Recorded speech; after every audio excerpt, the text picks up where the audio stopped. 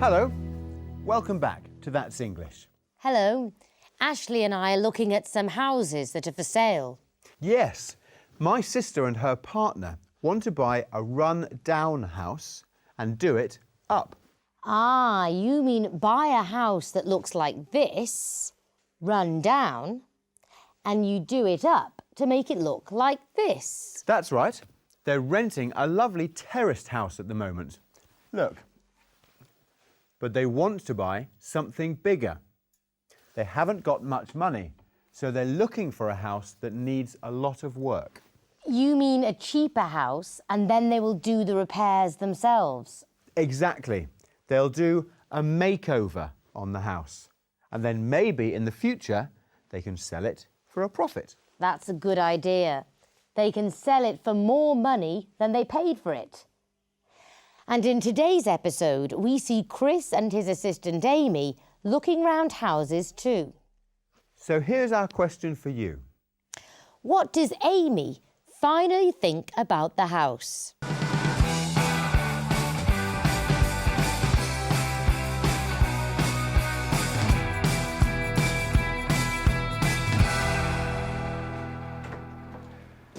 Morning. Hi, Amy. Seen anything interesting? I like this detached house near Victoria Park, in need of modernisation, it says. That's good. It's a nice, posh area. How many bedrooms has it got? There are 4 bedrooms and 2 bathrooms. There's a large garden and a pair of garages, it says. A pair of garages? That's unusual. And good. How much are they asking? Just over £450,000, but it needs a lot of work. £450,000 is a lot of money. And it would cost a huge amount of money to do up a big house like that. It's too expensive, I'm afraid. Well, what about this terraced house in Preston Road for £310,000? It looks quite run down. That's better. It's a good residential area, convenient for the shops and station. 10 out of 10. Let's make an appointment to view this one.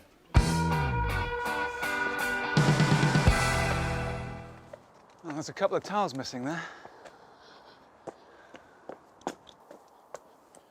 Oh, the windows aren't double glazed. Hi. Sorry I'm late.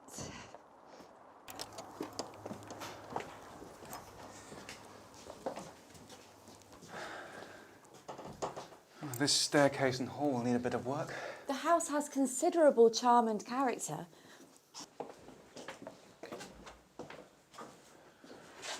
We'll have to rewire this room. And a large piece of plaster needs to be repaired. It'll need a complete makeover. I have a couple of ideas. I've got hundreds of ideas. It could look great. You're absolutely right. It'll look great with a bit of love and care. We need to install a new wash basin, shower and toilet. It'll look much better with a coat of paint. No, I think we'd have to strip the wallpaper and replaster the walls and ceiling.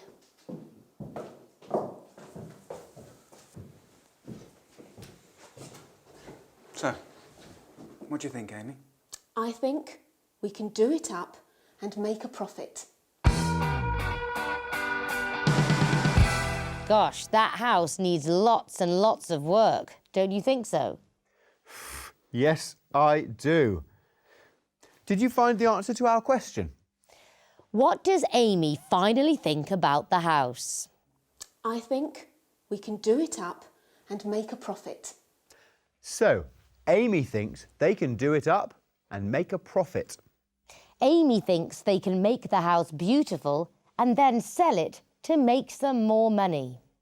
In the video, we heard Amy expressing approximate numbers. Watch. How much are they asking? Just over £450,000. I've got hundreds of ideas. When we don't know the exact number, we use approximate numbers. We say just over or just under to show an approximate amount. Yes, a friend of mine paid just under £250,000 for his house. And my new computer cost just over £750. That's expensive. Or if we're talking about several hundred, we can say hundreds of. Watch. I've got hundreds of ideas. It could look great. Or, if it's a larger number, thousands of. Yes, I've got thousands of things to do around my house this weekend. It's such a mess. Oh dear. Do you need some help? Oh, that would be nice. Thanks. In the video, we also saw Chris and Amy describing parts of whole things. Watch. This staircase and hall need a bit of work. And a large piece of plaster needs to be repaired. We can use a bit or a piece of to describe part of something. For example, I really fancy a bit of cake. Or a piece of pie. It must be nearly lunchtime. Sometimes, when it's a small number, we use a couple of. Watch. Oh, there's a couple of tiles missing there. A couple of is really only two, but we often use it to mean a few. Yes. We also heard them using the phrase a pair of to talk about two things that go together. Watch. There's a large garden and a pair of garages, it says. Yes, most houses only have one garage, but this house has two garages, a pair of garages. Yes, we use a pair of for things that have two parts. A pair of glasses, a pair of trousers. I've just bought a new pair of curtains. Very nice. I think Chris and Amy will need more than just a pair of curtains to make that house look better, though. Definitely. Shall we watch the next part and find out what they do? Yes. And here's our question. Why does Marcus want to look around the house? We could build a conservatory and extend the kitchen into part of the patio. We'd need planning permission, and it'll be too expensive. Or you could open up the kitchen into the living room. Maybe, but it's already quite spacious and airy. If you knocked this wall down, we could build an arch through to the dining room. I don't think we can afford to make any major alterations. This is going to look great when we get some nice pieces of furniture in here. Have you decided on the asking price? Yeah, £380,000. But none of the estate agents think it'll fetch that. You'll have no trouble selling it. None of them have any potential buyers for the property yet. Oh, don't be so pessimistic. Hello, it's Amy. Yes. Yes, that's right. We're doing up the house now. Yes. Well, that'll be fine. We'll see you in a minute. Someone called Marcus is outside the front door and wants to have a look at the house.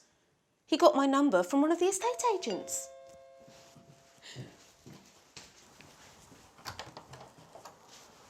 Hello. Hello, I'm Marcus. I hope it's okay if I have a quick look round. I used to live here when I was a boy.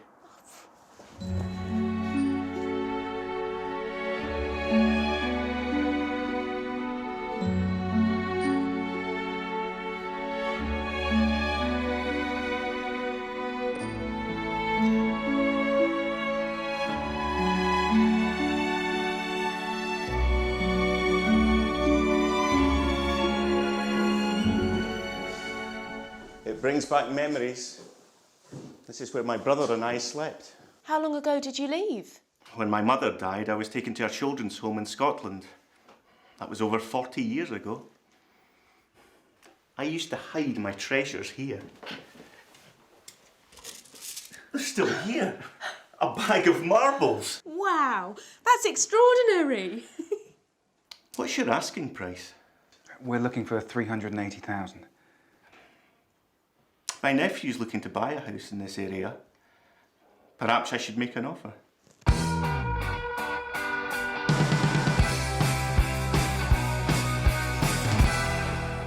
Oh, you look happy.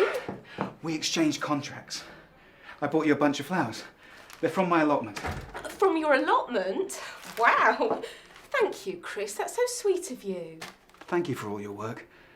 After estate agents' fees and stamp duty, we make a £42,000 profit. Oh, that's fantastic.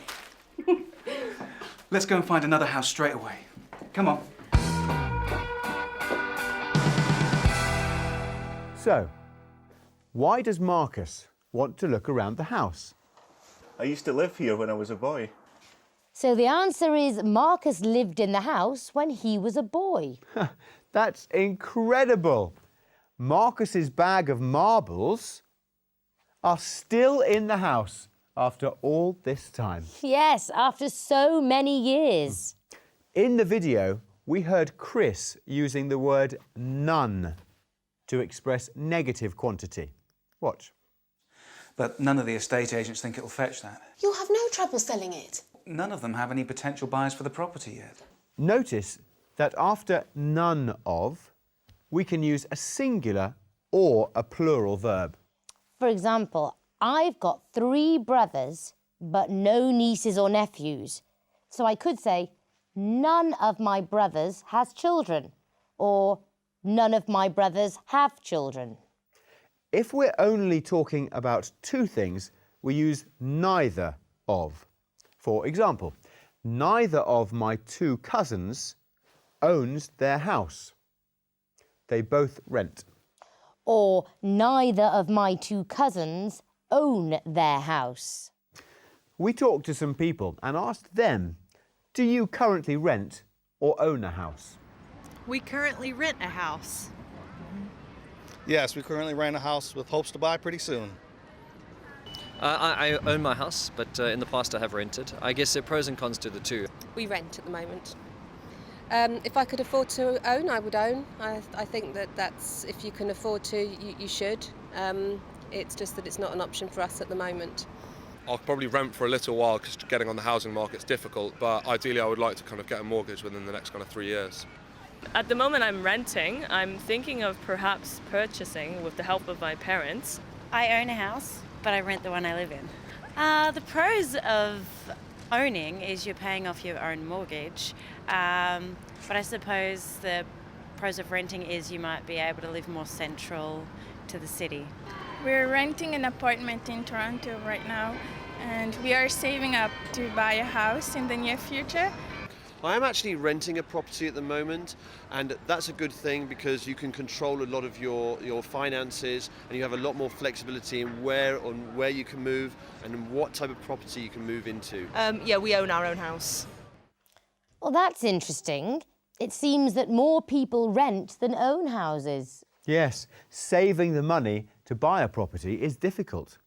I can't afford to buy a property yet. I had to rent a flat and save for years to be able to buy my little house. Of course, it's easier when 2 people buy together. Yes, that's right, Annabelle. Well, goodbye. We'll see you soon. Goodbye.